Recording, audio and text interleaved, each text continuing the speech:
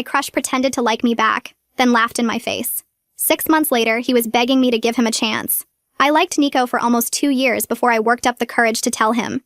We were in the same friend group all through junior and senior year of high school. He was funny and charming and had this way of making everyone feel like they were the most interesting person in the room.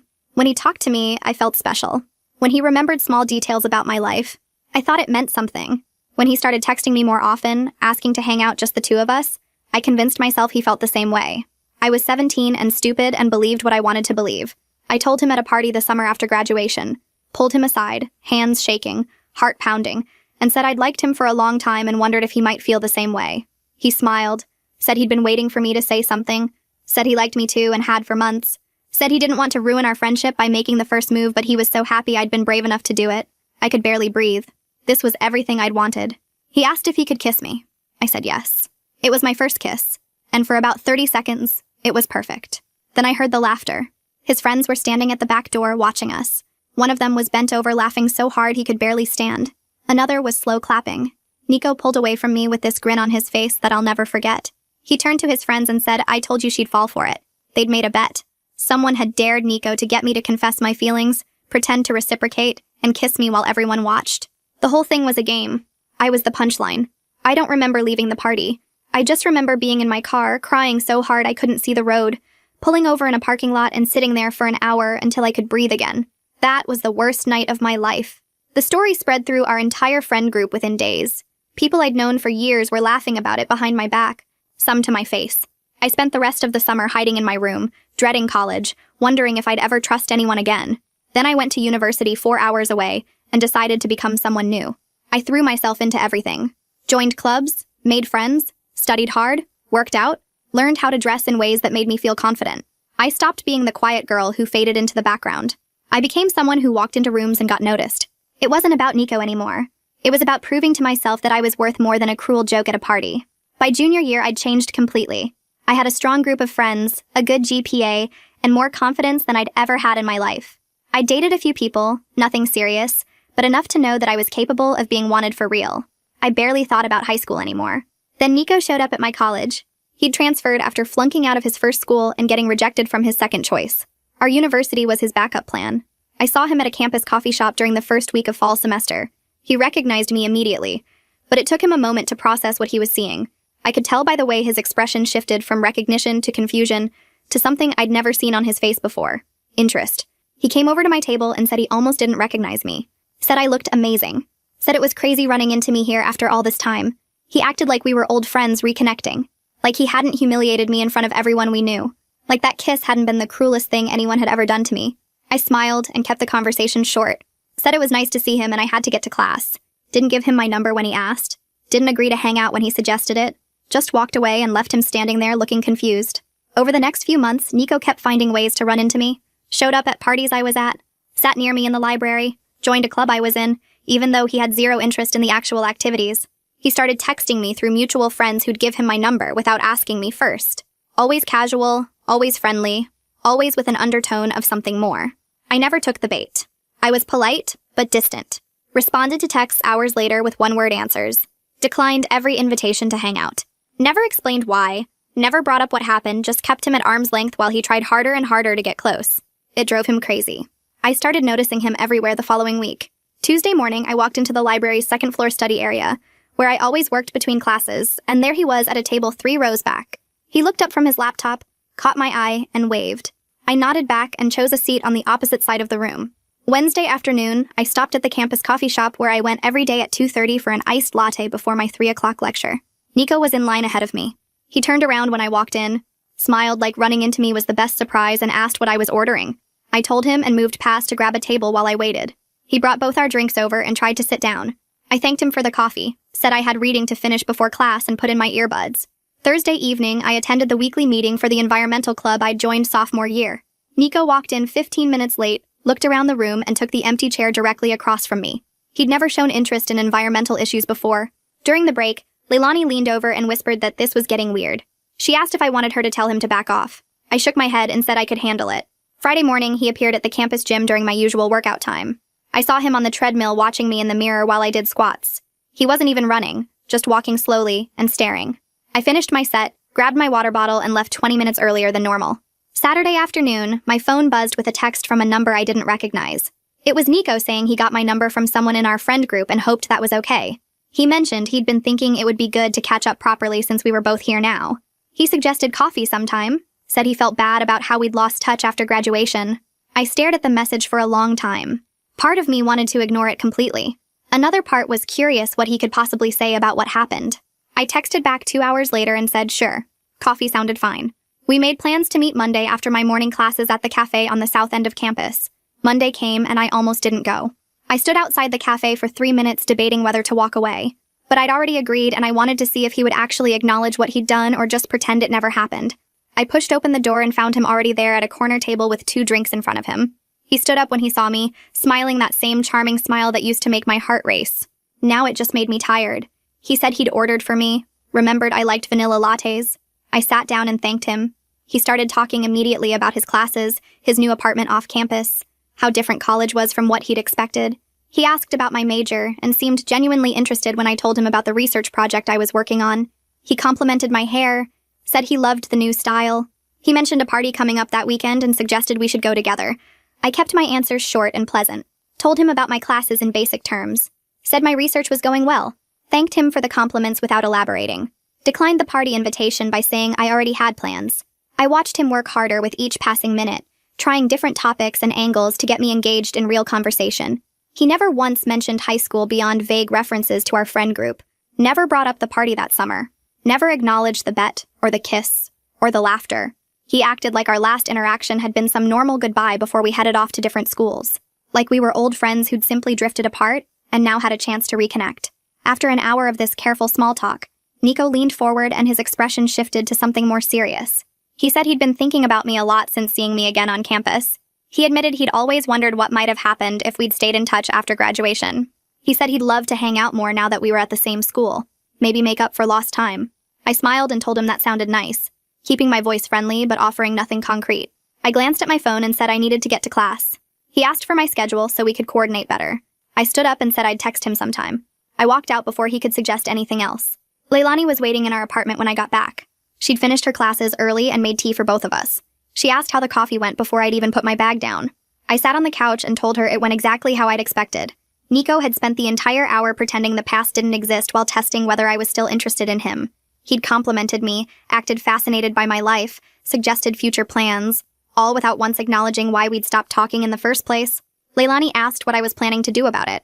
I realized as I said it out loud that I didn't actually need to do anything except keep living my life the way I had been. His complete inability to acknowledge what he'd done told me everything I needed to know about whether he'd really changed. I didn't need to confront him or explain or give him chances.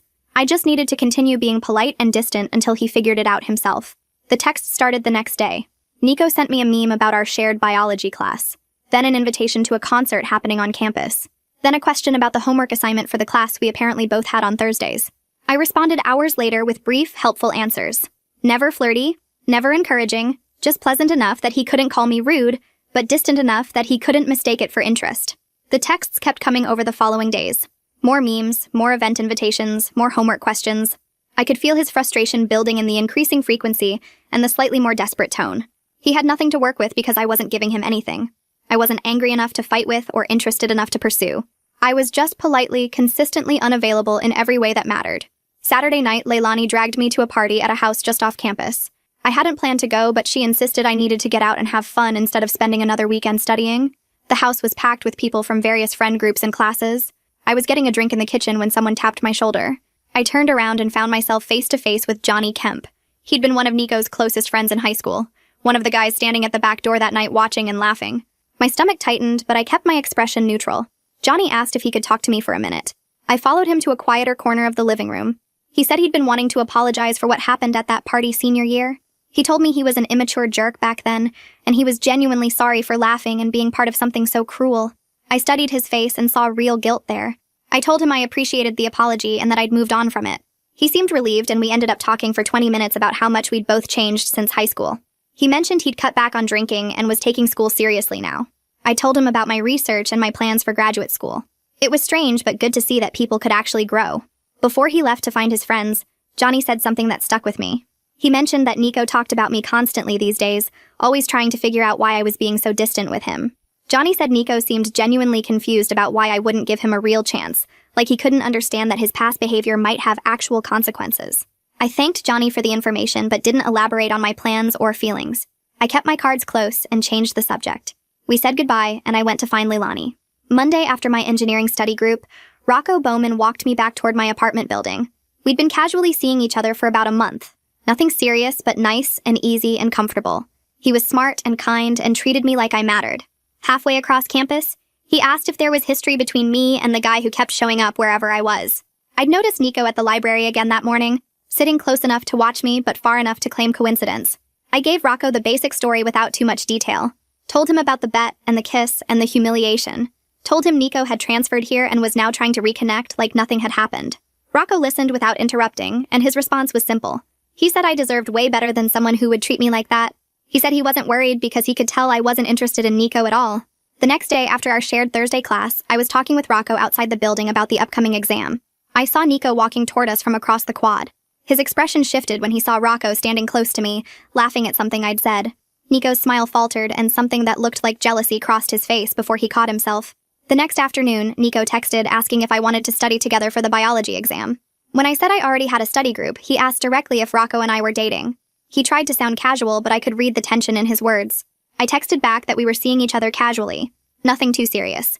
I watched the 3 dots appear and disappear several times before his response finally came through saying that was cool and he hoped I was happy. I could picture him staring at his phone, processing this new information with visible discomfort, realizing he wasn't the only option anymore. A few days later, Nico texted asking if I wanted to come to a small gathering at his apartment that Friday. He mentioned some mutual friends from high school would be there, people who'd also ended up at our university. I almost said no automatically, but then he mentioned Faye would be coming. I'd run into Faye at the campus bookstore a few weeks back, and we'd grabbed coffee together.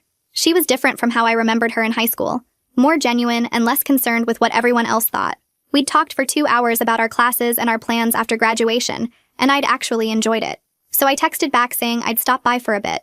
Friday evening, I showed up at Nico's apartment around 8. The place was small but clean, with mismatched furniture that looked like it came from different thrift stores. About 15 people were scattered around the living room and kitchen, most of them faces I recognized from high school, but hadn't really kept in touch with. Nico opened the door and his whole face lit up when he saw me. He touched my arm lightly as I walked past him into the apartment, guiding me toward where everyone was gathered. I moved away from his hand smoothly and headed straight for where Faye was standing by the kitchen counter. Faye hugged me and immediately started telling me about her disastrous chemistry lab from earlier that week. We fell into easy conversation while Nico hovered nearby, clearly waiting for an opening to join us. Every time there was a pause in our discussion, he'd try to steer the conversation towards something that included him, or suggest we all move to the couch where there was more room.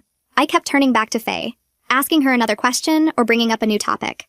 After about 20 minutes of this, Nico gave up and went to talk to some guys near the TV. I grabbed a soda from the cooler and settled onto the arm of the couch next to Faye. We talked about her roommate drama and my research project and the terrible dining hall food. Other people drifted in and out of our conversation. Nico kept glancing over at me from across the room. At one point, he brought over a bowl of chips and set it on the coffee table right in front of where I was sitting, using it as an excuse to ask if I was having a good time. I told him it was nice seeing everyone again, and turned back to Faye before he could continue. Around 9:30, Faye touched my elbow and nodded toward the small balcony off the living room. We stepped outside into the cool night air. The balcony was barely big enough for 2 people, with a rusty metal railing and a view of the parking lot. Faye leaned against the railing and looked at me carefully. She said she'd heard about what happened at that party senior year. My stomach tightened, but I kept my expression neutral. She continued quickly, explaining she wasn't there that night, but she'd heard the story later from someone else. She said she thought it was really cruel what Nico and his friends did. I took a sip of my soda to give myself a second before responding. Faye asked if I was okay being around him now, if it bothered me to see him at the school and come to his apartment.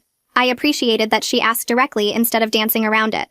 I told her I was completely fine, that I wasn't the same person I was in high school and he couldn't hurt me anymore. I explained that I'd built a whole new life here, and what happened back then didn't have power over me now. Faye studied my face like she was trying to determine if I was telling the truth or just being brave. I must have been convincing because she relaxed and said she was glad, that she'd been worried about bringing it up, but wanted to make sure I was okay. We talked for a few more minutes about other things, lighter topics, before heading back inside. The apartment felt warmer after the cool air outside. I noticed Nico watching us come back in, and within minutes he was making his way over. Someone had turned up the music and a few people were laughing loudly near the kitchen. Nico asked if he could talk to me for a minute and gestured back toward the balcony. Faye gave me a questioning look, but I nodded that it was fine. Nico and I stepped back outside. He closed the sliding door behind us, muffling the noise from the party. The balcony felt even smaller with him standing close to me. He leaned against the railing and ran his hand through his hair, a nervous gesture I remembered from high school. He said he knew we had a weird moment at that party senior year, and he wanted to clear the air about it. I stayed quiet, watching him, curious to see if he would actually acknowledge what he'd done or keep minimizing it. He shifted his weight from one foot to the other. He said everyone was drunk and stupid that night, and things got out of hand with his friends acting immature. I kept my expression neutral, giving him nothing. He continued, saying he felt bad about how it ended and he wished we could move past it, now that we were both more mature. I noticed he never actually said the words, "I'm sorry," or took direct responsibility for orchestrating the whole thing. Instead, he framed it like some mutual awkward situation that just happened to both of us, like we were both victims of his friend's behavior, rather than him being the one who planned it. He said we were different people now, and he hoped we could start fresh. I let the silence sit between us for a few seconds. Then I told him very calmly that I appreciated him bringing it up. I explained that I had moved past it completely, that I wasn't angry or hurt anymore. I said I'd grown a lot since then, and I hoped he had too. Relief washed over his face immediately. He stepped forward like he was going to hug me, arms already starting to lift. I took a smooth step back and suggested we head back inside to rejoin everyone. His arms dropped and he nodded quickly, trying to hide his disappointment. We went back into the apartment and I found Faye again. Nico stayed close for the rest of the night, always within view, always ready to jump into whatever conversation I was having. When I said I needed to leave around 11, he walked me to the door and asked if I'd want to hang out again soon, just the two of us. I gave him a non-committal smile and said maybe, then left before he could pin me down to specific plans. The next 2 weeks were intense. Nico texted me constantly, good morning messages and good night messages and random thoughts throughout the day. He asked me to study together, to grab coffee, to check out a new restaurant off campus. I responded to maybe 1 in every 5 texts. Always friendly but never encouraging. He started showing up at places he knew I'd be. I'd see him at the library during my usual study times, at the campus gym when I went for my morning run, at the student center between my classes. Leilani noticed immediately. She said he was clearly pursuing me hard, and she was impressed by how I was handling it without being mean or leading him on. The club we were both part of announced they were planning a weekend camping trip in the mountains. The president sent out a sign-up sheet during our Wednesday meeting. I added my name without thinking much about it. The next day, Nico texted asking if I was going on the trip. When I said yes, he said he'd just signed up too and suggested we could carpool together since we were going to the same place anyway. I texted back quickly that I was already riding with Leilani and some other friends. He sent back a thumbs-up emoji, but I could picture his face, the disappointment he was trying to hide. The camping trip was the second weekend of October. Leilani and I drove up with 2 other girls from the club, our car packed with sleeping bags and coolers and camping chairs. The campsite was beautiful, surrounded by tall pine trees with a clear stream running nearby. About 20 people from the club came on the trip. We spent Friday afternoon setting up tents and gathering firewood. Nico tried to partner with me for everything. When we were setting up the cooking area, he appeared next to me asking if I needed help arranging the camp stoves. When the group split up to gather firewood, he tried to join my team. Each time I smiled and included other people in whatever we were doing, turning every interaction into a group activity rather than giving him the private time he clearly wanted. Saturday we went on a long hike up to a waterfall. Nico positioned himself right behind me on the trail, trying to start conversations about the scenery and our classes and random memories from high school. I kept turning to talk to the people around us, asking questions and making jokes that included everyone. Rocco was also on the trip. I'd been happy to see him when we arrived at the campsite Friday night. We'd been texting less frequently the past few weeks because he had midterms, but seeing him again reminded me why I enjoyed his company. He was easy to be around, no games or hidden agendas. During the hike, I made sure to spend visible time with him, laughing at his stories and walking next to him when the trail widened enough for 2 people side by side. I saw Nico watching us from behind. That night we built a big campfire and everyone gathered around it. Someone brought marshmallows and chocolate and graham crackers for s'mores. The flames cast moving shadows across everyone's faces. We sat on logs and camping chairs arranged in a circle around the fire. Nico made sure to sit directly across from me where he could maintain eye contact. Around 9, someone suggested playing Truth or Dare. A few people groaned, but most seemed into it. Nico perked up immediately, sitting forward in his chair. The game started silly, with people getting dared to do ridiculous things like hop on 1 foot around the campfire or sing the alphabet backwards. When it was Nico's turn, he chose Truth. Someone asked if he had a crush on anyone here at the campsite. The energy around the fire shifted. People glanced at each other, suddenly more interested. Nico looked directly at me and said yes. He was interested in someone, but he wasn't sure if she felt the same way. Everyone's eyes moved between us. The tension was obvious. Leilani raised her eyebrows at me from across the fire. I kept my expression completely neutral and took a sip of my hot chocolate. The game continued, but the mood had changed. People kept sneaking looks at me and Nico. After about 20 minutes, I got up and said I was going to get more water. I walked over to the coolers we'd set up near the cars, away from the firelight. The night was cold and clear, stars visible in the sky above the trees. I was digging through the ice in the cooler when I heard footsteps behind me. Nico's voice said my name quietly. I turned around and he was standing a few feet away, hands in his jacket pockets. He said he was talking about me during the game. I'd figured that much. He stepped closer and said he knew we had history, but he'd really fallen for who I was now. He said he'd love a chance to take me on a real date, to see if we could be something more than just people who used to know each other in high school. His voice was sincere and his eyes were hopeful. I closed the cooler and stood up straight. I thanked him for being honest and told him I needed time to think about it. I kept my expression neutral, not encouraging but not cruel either. He nodded and said he understood, that he'd wait for my answer. We walked back to the campfire separately, him going first and me following a minute later. The week after the camping trip, I went to class, studied at the library, met up with friends for coffee, and did all my normal activities without thinking too much about what Nico had asked me. My phone buzzed Tuesday afternoon while I was reviewing notes for my psychology midterm. It was him asking if I'd had time to think about going on a date. I waited 3 hours before responding that I'd been swamped with midterms and barely had time to breathe. It was true, but it was also convenient. Wednesday evening, Leilani came back to our apartment after her shift at the campus bookstore and found me sitting on the couch with my laptop open to a study guide I wasn't actually reading. She dropped her bag by the door and asked what was going on with me. I told her I didn't know what to do about Nico. She sat down next to me and asked what I was leaning toward.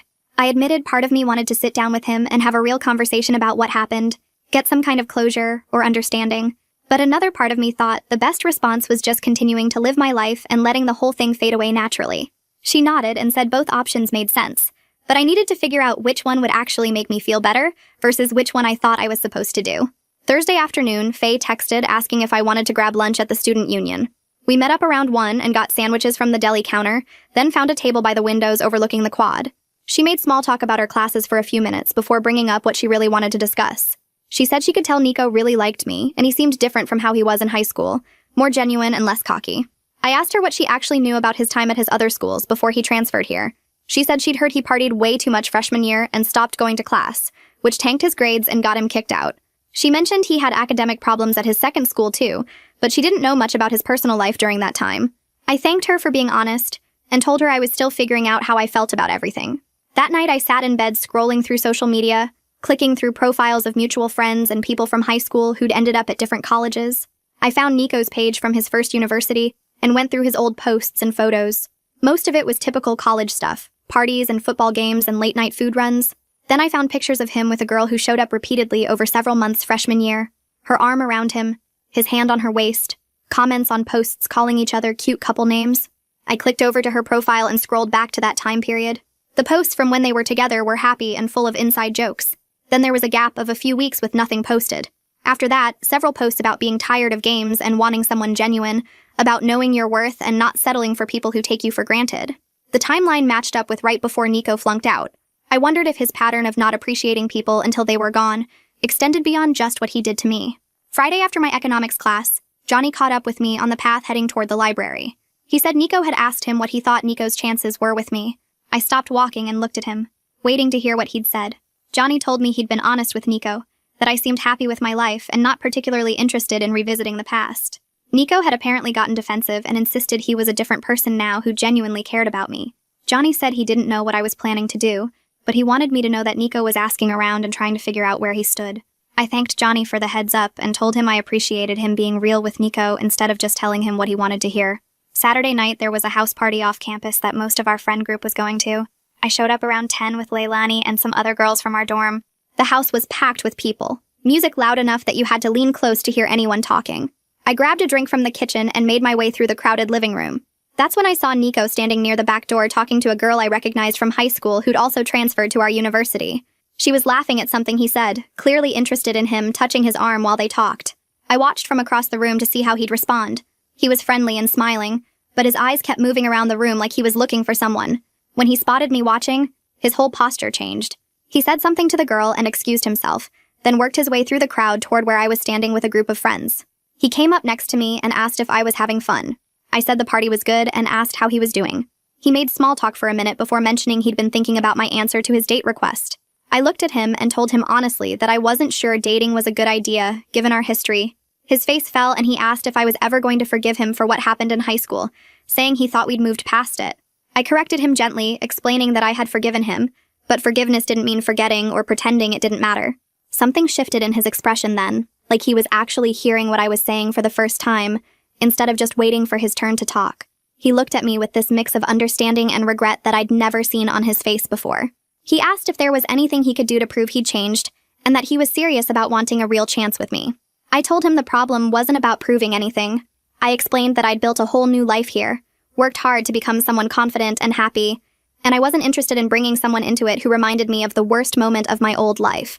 Nico was quiet for a moment, processing what I'd said. Then he asked if I was saying there was no chance at all. Ever. I thought carefully before responding because I wanted to be honest without being cruel. I told him I was saying I was happy with my life exactly as it is right now. He nodded slowly, looking more defeated than I'd ever seen him, and walked away without his usual confident swagger. Over the next few days, my phone stayed quiet. No good morning texts from Nico, no random memes or questions about homework. I noticed he wasn't at the library during my usual study times, wasn't at the coffee shop when I grabbed my afternoon caffeine. Tuesday evening, Leilani asked if something had happened with Nico, because she hadn't seen him around lately. I explained our conversation at the party, how I'd been honest about not wanting to date him. She said she was proud of me for being honest instead of stringing him along or being cruel just because I could be. Wednesday afternoon, Rocco found me after class and asked if I wanted to get dinner that weekend, like an actual official date instead of just casual hanging out. I said yes without hesitating. Saturday night, he picked me up and we drove to a nice Italian restaurant off campus, the kind with cloth napkins and candles on the tables. We sat across from each other and talked about everything, our classes and our families and our plans after graduation. He told me he thought I was smart and funny and beautiful. I believed him because he'd never given me reason not to, never played games or made me question if he meant what he said.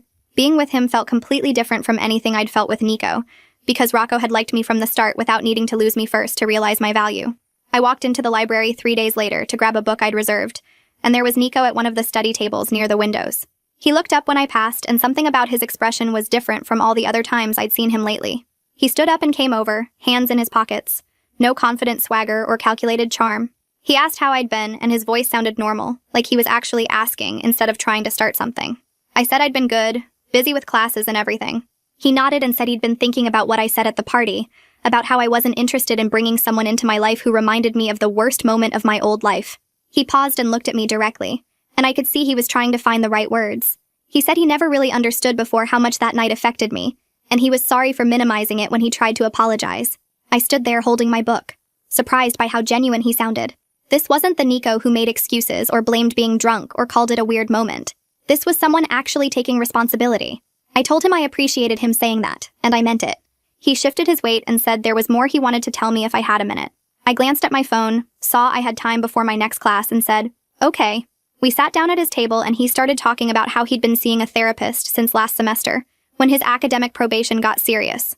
He said they'd been working on his pattern of not appreciating people until they were gone, and he was starting to see how he did that with his ex-girlfriend at his old school, and now with me. He explained that his ex had tried to talk to him about their relationship problems for months, but he'd brushed her off because he thought she'd always be there. Then she broke up with him right before he flunked out and he lost everything at once. He said his therapist helped him realize he does the same thing with friendships and family, always assuming people will stick around no matter how he treats them. I watched him talk, noticing how different he seemed from the guy who'd approached me at that first party.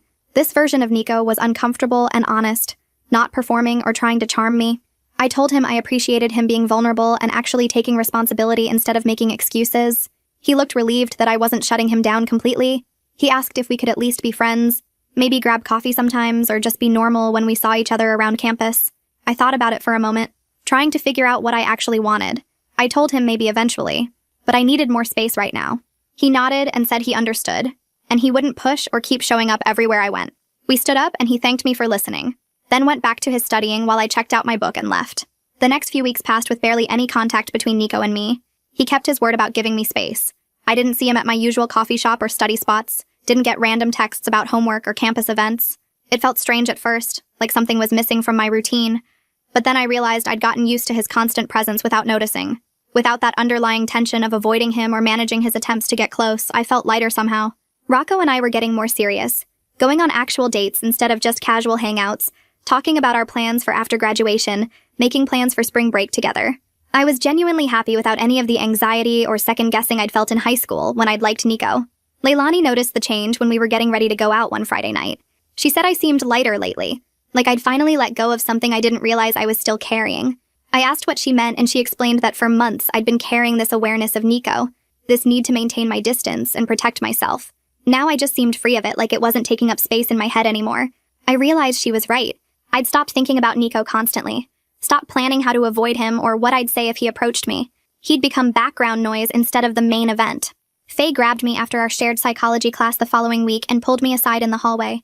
She said she'd heard through mutual friends that Nico had been keeping to himself more, focusing on his grades after almost losing his spot at this school too. Apparently, his advisor had given him a serious warning about his GPA, and he'd actually started showing up to all his classes and doing the work. She said he seemed different when she'd run into him at the student center, less cocky and more genuine, more willing to admit when he didn't understand something instead of pretending he knew everything. She wondered out loud if losing his chance with me actually taught him something real. I told her I hoped so, for his sake, but it wasn't really my concern anymore. She looked at me with this knowing smile and said that was exactly the right answer. She said when someone becomes not your concern anymore, that's when you know you've really moved on. I thought about that as I walked to my next class, realizing she was absolutely right. I didn't need Nico to suffer or fail. I didn't need him to pine after me forever. I just needed him to be irrelevant to my life, and he finally was. The club meeting that Thursday was focused on our semester projects, and Nico was scheduled to present his research on community development initiatives. I'll admit I was curious to see what he'd put together, remembering how he'd joined this club just to be around me and hadn't seemed interested in the actual work. He stood up at the front of the room with his laptop connected to the projector, and I prepared myself for something half-done or poorly researched. Instead, he delivered a really thoughtful presentation about affordable housing programs in college towns, with actual data and case studies and practical suggestions for our campus community. He'd clearly spent serious time on this project, and his passion for the topic seemed genuine. When he finished, several people asked questions, and he answered them confidently, without being arrogant about it. After the meeting ended, I walked over to where he was packing up his materials. I told him his presentation was really good, that I was impressed by how much work he'd put into it. He looked up and smiled, and it was different from any smile I'd seen on his face before. It seemed genuinely happy for the compliment rather than seeing it as an opening to push for more. He thanked me and said the project had actually made him think about what he wanted to do after graduation, maybe something in urban planning or community development. We chatted briefly about the research he'd done and the organizations he'd contacted. It felt almost normal, like we could maybe be casual acquaintances someday who could have a conversation without all the weight of our history crushing every interaction. Johnny found me in the campus dining hall the next week while I was grabbing lunch between classes. He sat down across from me with his tray and asked if I'd noticed that Nico seemed different lately. I said I'd noticed he was keeping to himself more and seemed more focused on the school. Johnny nodded and said Nico had been a better friend lately too, more reliable and less self-centered, actually showing up when he said he would instead of flaking for something better. He said Nico had apologized to him for being a bad friend freshman and sophomore year, for only calling when he needed something or wanted to party. Johnny told me he thought getting rejected by me was a wake-up call that Nico needed, someone finally holding him accountable for his behavior instead of just going along with whatever he wanted. I appreciated Johnny saying that, but I told him I was glad Nico was growing and becoming a better person, but his growth journey wasn't my responsibility or my concern. Johnny agreed immediately and said he wasn't trying to suggest I should give Nico another chance or anything like that. He just wanted me to know that my decision to protect yourself and maintain your boundaries had actually helped more people than just me. Their whole friend group had started being more honest with each other and calling out bad behavior instead of laughing it off. Rocco met some of my high school friends the following weekend when Faye threw a party at her apartment. I'd been nervous about mixing my high school past with my college present, but Rocco fit in perfectly with everyone. He was friendly and funny, asked good questions, seemed genuinely interested in getting to know the people who were important to me. Faye pulled me aside while Rocco was deep in conversation with some other people about engineering programs. She said she could see why I was with him instead of giving Nico another chance. She said Rocco treated me like I was valuable because I am, not because he finally realized it after losing me. She said there was something different about being with someone who recognized your worth from the beginning, who didn't need to lose you to understand what they had. I hugged her and told her I appreciated her understanding and support of my choice. She said she'd always support me choosing myself and my happiness over nostalgia or giving someone another chance they didn't earn. Later that night, Rocco told me he really liked my friends, and he was glad I'd introduced him to that part of my life. I realized I'd been protecting these two parts of my world from each other, worried that bringing them together would somehow force me to confront my past in ways I wasn't ready for. But it felt good to integrate them, to show Rocco where I came from, while also showing my old friends who I'd become. Near the end of the semester, I went to a party at one of the bigger houses off campus with Leilani and some other friends. The place was packed with people from various friend groups and classes. Music loud enough that you had to lean in close to hear anyone talking. I was standing in the kitchen getting a drink when I looked across the room and saw Nico with the girl from our high school he'd been talking to at that party weeks earlier. They were clearly together now, standing close with his arm around her waist, both of them laughing at something someone had said. She looked happy and comfortable with him, and he looked relaxed in a way I'd never seen when he was pursuing me. He caught my eye across the room, and for a second I thought it might be awkward, but he just gave me a small wave. I waved back, and that was it. No tension or awkwardness or unspoken history hanging heavy between us. Just two people who used to know each other better, acknowledging each other's presence at the same party. I turned back to my conversation with Leilani, and Nico became just another person in the crowded room. Leilani asked me later that night when we were walking back to our apartment if I was bothered by Nico having a girlfriend. I thought about it. Really examined my feelings to see if there was any jealousy or regret or sadness hiding underneath. I realized I genuinely didn't care at all. I told Leilani I hoped he treated this girl better than he treated me or his ex, and I meant it sincerely. I didn't hope it because I was being noble or taking the high road. I hoped it because I wanted him to be a better person, who didn't hurt people the way he'd hurt me. Leilani said that's how she knew I'd really moved on, when I could wish him well without needing anything from him. She said some people move on by staying angry or bitter, using their resentment as armor. But really, moving on meant reaching a point where the person just didn't matter to your emotional landscape anymore. They became neutral, neither good nor bad, just someone who existed in the world separate from you. As finals approached, I threw myself into studying and preparing for exams. I spent long hours in the library with my study group, made detailed outlines for my papers, met with professors during office hours to clarify concepts I didn't fully understand. Rocco and I studied together sometimes, taking breaks to get coffee or go for walks when our brains needed rest. I hung out with Leilani and our other friends, went to the gym to burn off stress, maintained my routines and friendships and relationship. Nico became just another person I occasionally saw around campus. I'd spot him in the library sometimes or pass him on the quad between classes and we'd nod or say hi if we made eye contact.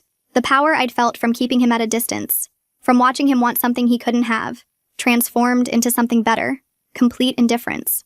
He was no longer the person who hurt me or the person pursuing me or even the person I was actively avoiding. He was just Nico, someone I used to know, someone who existed in my world but didn't affect it. That felt like the real victory, better than any revenge I could have planned. Winter break came and I went back to my hometown for 3 weeks. My parents were happy to see me and wanted to hear about school and my classes and my friends. I told them about my good grades and the clubs I was in and how much I loved living with Leilani. They asked if I was dating anyone and I mentioned Rocco casually, said we'd been seeing each other for a few months and it was going well. My mom smiled and said I seemed really happy, different from how I'd been that last summer before college when I barely left my room. I ran into some old high school friends at the grocery store on my second day home. They recognized me immediately and came over to say hi, asking how college was treating me. I told them it was great, that I loved my school and had made good friends. One of them asked if I'd heard that Nico transferred there, and I said yeah. I'd seen him around campus a few times. They looked at me like they were waiting for more, like they expected me to be upset or angry or hurt. I just shrugged and said we weren't really close anymore, that we ran in different circles now. They seemed surprised by how casual I was about it, exchanging glances with each other like they couldn't believe I wasn't more bothered. Later that night, I realized they still saw me as the girl who got humiliated at that party, the one who cried and hid and let what Nico did define her whole summer. They had no idea that girl didn't exist anymore, that I'd spent 3 years becoming someone completely different. It felt strange knowing they were still stuck in that old version of me while I'd moved so far past it. Spring semester started in January, and I threw myself back into my routine. Classes were harder this term, but I liked the challenge. Rocco and I fell back into our pattern of studying together and getting coffee between classes. Leilani and I hosted a small party at our apartment to celebrate the new semester and invited our closest friends. I saw Nico around campus more often as the weeks went by. He was always with his girlfriend, the girl from our high school he'd been seeing since fall. They walked to class together holding hands, sat close in the library studying, got lunch at the dining hall at the same table every day. I noticed how he treated her with obvious care and attention, opening doors for her and carrying her backpack and listening when she talked. He looked at her the way I used to wish he'd look at me. Part of me wondered briefly if he would have treated me that way if I'd given him a chance back in the fall, if I'd been willing to overlook what he did in high school and start fresh. But mostly I just felt glad I'd trusted my instincts and protected myself. Whatever version of Nico existed now, the one who was apparently a good boyfriend to this girl, didn't change what he'd done to me or make it okay. I'd made the right choice, keeping him at a distance. Rocco and I were studying in my apartment one night in late February when he put down his textbook and looked at me seriously. He said he needed to tell me something and he hoped it wasn't too soon, but he couldn't keep it to himself anymore. My heart started beating faster and I put down my own book. He said he was falling in love with me, that he'd been feeling it for weeks, but wanted to be sure before he said anything. He said being with me made him happier than he'd been in a long time, and he wanted me to know how he felt. I sat there for a second processing what he'd just said, and realized I felt exactly the same way about him. Our relationship had been so different from anything I'd experienced before, built on actual respect and genuine affection from the very beginning. There were no games or tests or proving myself worthy of his attention. He liked me for who I was and showed it consistently through his actions. I told him I loved him too, and watching his face light up made me feel completely certain I'd said the right thing. He pulled me close and kissed me, and it felt nothing like that kiss with Nico at the party years ago. This one was real and honest, and exactly what I wanted. We stayed up late that night talking about our future, making plans for the summer and senior year, imagining what might come after graduation.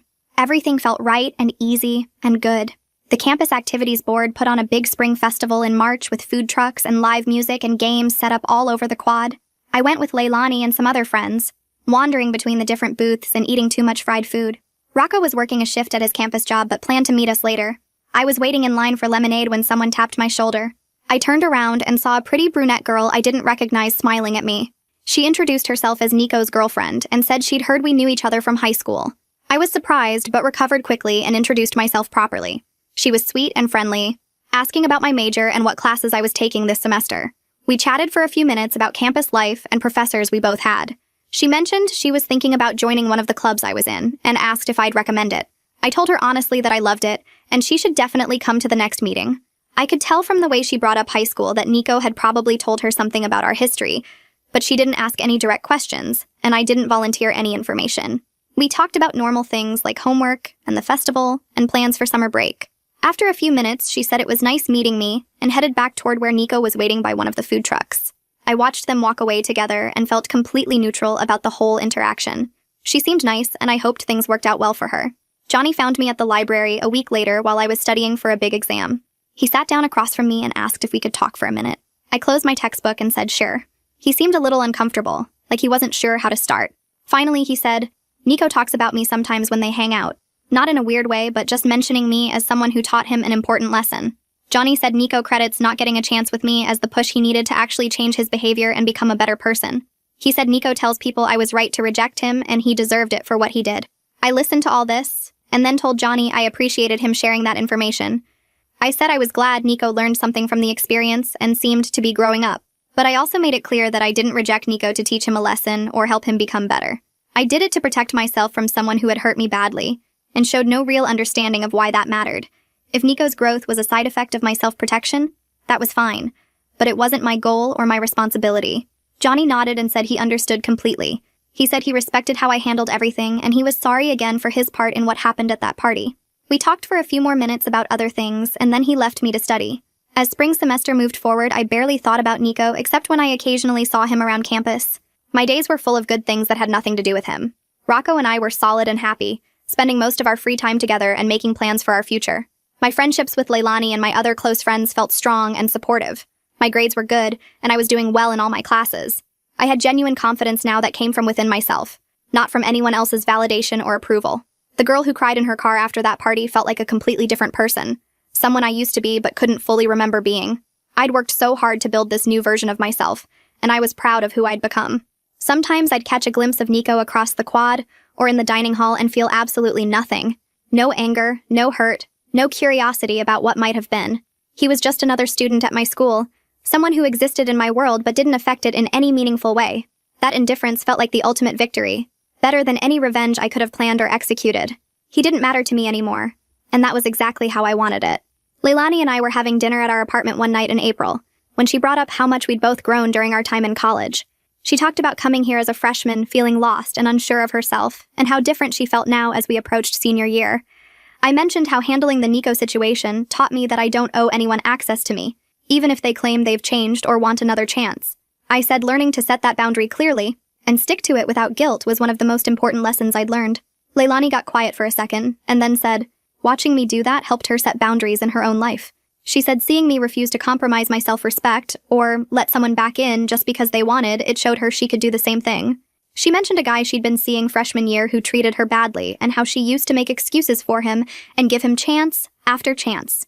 But after watching how I handled Nico, she realized she deserved better and ended things. I felt proud hearing that my experience could help someone else, especially someone I cared about as much as Leilani. We talked for hours that night about growth and change and becoming the people we wanted to be. The club I was active in held an awards ceremony near the end of the school year to recognize members who'd contributed the most. I knew I was getting an award because the president had told me ahead of time, but I was surprised to see Nico's name on the list too. The ceremony was nice, held in one of the campus event spaces with refreshments and a small crowd of members and their friends. When they called my name, I went up and was accepted my award, thanking everyone for a great year. A few awards later, they called Nico's name, and he went up looking genuinely pleased. After the ceremony ended, people mingled and congratulated each other. Nico came over to where I was standing with some friends and congratulated me on my award. I congratulated him back, and we stood there for a moment in comfortable silence. Then he said he was genuinely glad we ended up at the same school because it forced him to grow up and face what he'd done. He said he knew I didn't owe him anything, but he wanted me to know he appreciated how I handled everything. I thanked him for saying that and told him I was glad things seemed to be going well for him. We talked for another minute about summer plans and then went our separate ways. It felt like a good ending to that chapter, polite and respectful without any lingering tension. Rocco and I made plans to stay in the same city over the summer instead of going home. We both found internships in our fields and decided to get an apartment together for senior year. Sitting in his dorm room looking at apartment listings online, I thought about how much my life had changed since that awful night at the party. I realized Nico was right about one thing when he said running into me at college was crazy, but not in the way he meant it. It was crazy because it showed me how much I'd grown and how little power he had over me anymore. Seeing him around campus all year, watching him try so hard to get close to me and then finally accepting that it wasn't going to happen, proved to me that I was strong enough to protect myself. I didn't need revenge or closure or an apology to move forward. I just needed to trust myself and build a life I was proud of.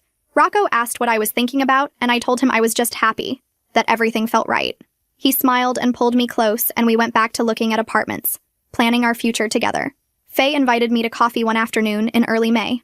We sat outside at a campus cafe enjoying the warm weather and catching up on end-of-semester stress. She brought up Nico out of nowhere, saying she'd been thinking about how I handled the whole situation with him. She said she was impressed by the grace and strength I showed throughout everything. A lot of people would have either given him another chance out of nostalgia for high school or been openly cruel to him out of revenge for what he did. But I did neither of those things. I just protected myself while letting him be responsible for his own growth. I thought about what she said and realized she was right. I could have made things harder for Nico if I'd wanted to. Could have told everyone at the school what he did, or confronted him publicly, or tried to turn mutual friends against him. But that wouldn't have made me feel better, or changed what happened. I told Faye I just did what felt right for me, which was setting clear boundaries and sticking to them without being unnecessarily cruel. She said that took real maturity, and she admired how I handled it. We finished our coffee and walked back across campus together, and I felt grateful to have friends who understood and supported the choices I'd made. The semester wound down through finals and last-minute projects, and on the final day of classes, I walked across campus with Leilani after turning in my last paper. We stopped at the coffee shop to celebrate being done, and while we waited in line, I saw Nico and his girlfriend through the window. They were walking together on the path outside, both laughing at something on his phone, her hand tucked into his arm. I watched them for a moment and felt absolutely nothing. Not satisfaction that he'd moved on, not sadness that we never happened, not even the faint vindication I might have expected. Just complete neutrality, like watching two strangers pass by. Leilani followed my gaze and asked if I was okay. I told her I was fine, genuinely fine, and she smiled and said that was the best possible outcome. I agreed completely because it was true. The fact that I could see him happy with someone else and feel nothing meant I'd actually let go of everything that happened between us. Summer break started a week later, and Rocco and I both stayed in town for internships in our fields. I worked at an engineering firm downtown while he did research at a lab on campus, and we fell into an easy routine of meeting for dinner after work and spending weekends exploring the city together. My internship was challenging and rewarding, giving me real experience in the career I'd been working toward for 3 years. I threw myself into the projects they assigned me, learning from the senior engineers and proving I could handle professional responsibilities. Rocco's research was going well too, and we'd spend evenings comparing notes about our days, both excited about our futures. One night in late July, someone from high school commented on an old photo on social media, asking if I'd heard Nico transferred to my university. I stared at the message for a moment, trying to remember what he was even doing lately. It took me several seconds to recall that he was dating someone and doing better in his classes. The fact that I had to actively think about it, that he wasn't just present in my mind anymore, made me realize I'd truly moved on. He'd become background noise in my life, someone I occasionally saw around campus, but rarely thought about otherwise. Rocco and I found an apartment together for senior year, A small 2-bedroom place a few blocks from campus with big windows and enough space for both of us to study. We spent a weekend in August moving our stuff in, arranging furniture, hanging pictures, making the place feel like ours. Standing in our living room after we'd finished unpacking, I looked around at the life I'd built and felt proud of myself. This wasn't about proving anything to anyone anymore. This was about knowing my worth and building a life that reflected it. I wasn't the girl who needed validation from someone who'd hurt her. I was the woman who knew what she deserved and refused to settle for less than genuine love and respect from the start. Rocco came up behind me and wrapped his arms around my waist, asking what I was thinking about. I told him I was just happy, and he kissed my temple and said he was happy too. Senior year started in September, with the familiar rush of new classes and reconnecting with friends after summer break. I saw Nico occasionally around campus, usually with his girlfriend, and we'd achieved this comfortable acquaintance where we could nod politely in passing without any underlying tension. Sometimes we'd exchange brief small talk if we ended up in the same place, asking about classes or mentioning campus events, but it never went deeper than surface-level pleasantries. It was the best possible resolution for us. Not friendship, but not enemies either. Just two people who used to know each other better and had moved on to separate lives. I'd see them studying together in the library or getting coffee between classes, and it didn't bother me at all. They seemed good together, and I was genuinely doing well in my own life, so there was no reason for tension or awkwardness anymore. Johnny found me at the campus center one afternoon in early October and asked if we could talk for a minute. We sat down at one of the tables outside, and he told me he was grateful for how I'd handled everything with Nico. He said watching me set boundaries and stick to them had helped their whole friend group mature and treat people better. Several of them had reached out to people they'd hurt in high school to apologize after seeing Nico face real consequences for his actions. Johnny himself had apologized to 3 different people for things he did senior year, including the girl he'd dated briefly and then ghosted without explanation.